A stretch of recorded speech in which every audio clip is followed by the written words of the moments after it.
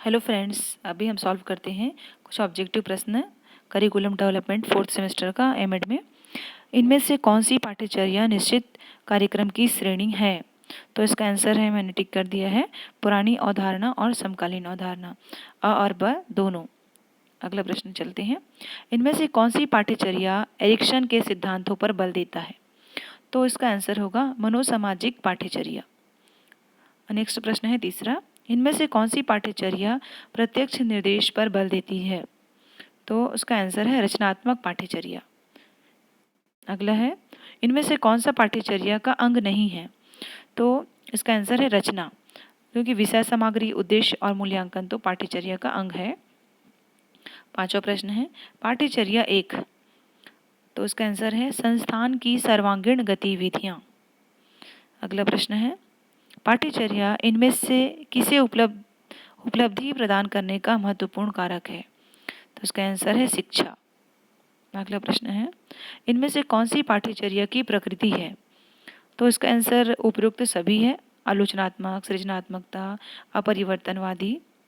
पाठ्यचर्या मार्गदर्शन प्रदान करता है, ये प्रदान करता है शिक्षक हेतु। यहाँ पर मैंने टिक किया हुआ है, देखिए, शिक्षक हेतु ये मार्गदर्शन प्रदान करता है। अगला प्रश्न है पाठ्यवस्तु में इनमें से किसका भाग है? पाठ्यवस्तु करिकुलम का भाग है, मतलब पाठ्यक्रम का भाग है ये।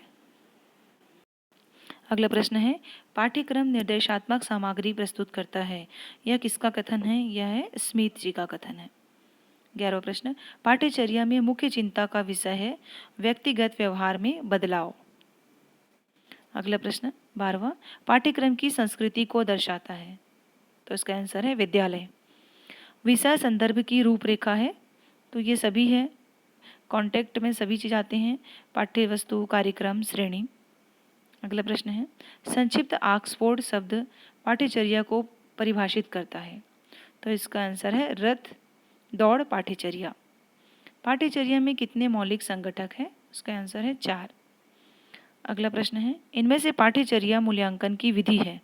तो ये सभी पाठ्यचर्या मूल्यांकन की विधि है योगात्मक मूल्यांकन, नैदानिक मूल्यांकन, निर्माणात्मक मूल्यांकन, उपयुक्त सभी। अगला प्रश्न है एकीकृत पाठ्यक्रम का उद्देश्य है? पुस्तकों की संख्या का घटना। एकीकृत मतलब इंटीग्रेटेड, मतलब मिला देना, जैसे अभी प्राइमरी कक्षाओं में होता है कि गणित और विज्ञान और गणित का एक साथ बुक हो जाना, मतलब बस्ते के बोझ को कम करते हैं उससे। और पाठ्यचर्या विकास को प्रभावशाली बनाने वाले कारक, तो ये तीनों कारक ही प्रभावशाली बनाता है, सामाजिक कारक, आर्थिक कारक, वैज्ञानिक कारक, सभी। अगला प्रश्न है जॉन डेवी की पाठ्यक्रम सोच पर आधारित है। जॉन डेवी का जो पाठ्यक्रम है वो शिक्षार्थी केंद्रित पाठ्यक्रम पर आधारित है। अब अगला प्रश्न है 20 विषय वस्तु का चयन करने के लिए छात्रों पर विचार करना चाहिए। कौन से छात्रों पर विचार करना चाहिए? तो ये है अपना कक्षा, इसका आंसर आएगा। Okay, thank you.